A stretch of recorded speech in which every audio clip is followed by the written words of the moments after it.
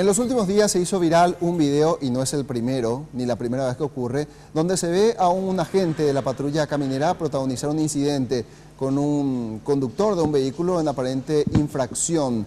Esto había derivado en una reunión interna entre los integrantes de la patrulla caminera para ver qué opciones podrían manejar para superar esta situación de alta tensión.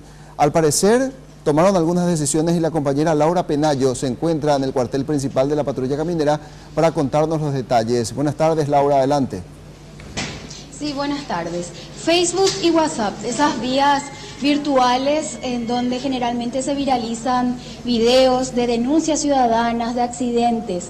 Estas van a ser las vías que a partir de ahora van a utilizar en la unidad de la patrulla caminera para recepcionar las denuncias. Para ello habilitan el número de WhatsApp, que es el 0986 835 049. También en la fanpage de la patrulla caminera del Paraguay, así se puede encontrar en Facebook, van a recepcionar algunas denuncias. Para ello también ellos ya dispusieron de una unidad de transparencia que cuenta con un grupo de personas que va a discriminar los datos y va a filtrar esos datos, que se va a ir direccionando también a las unidades respectivas para tomar estas denuncias.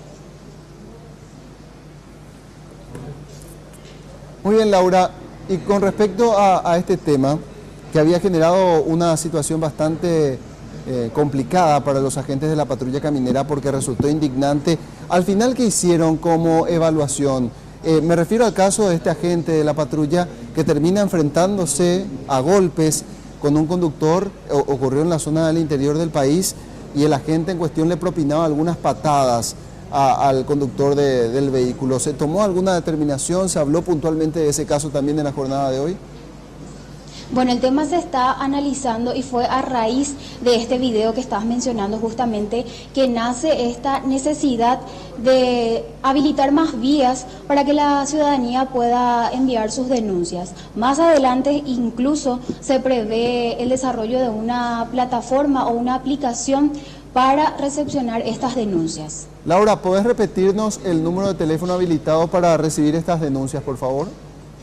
Sí, al WhatsApp es el 0986 835 049. Además de esta vía también está disponible la línea baja, que es el 021 582 689.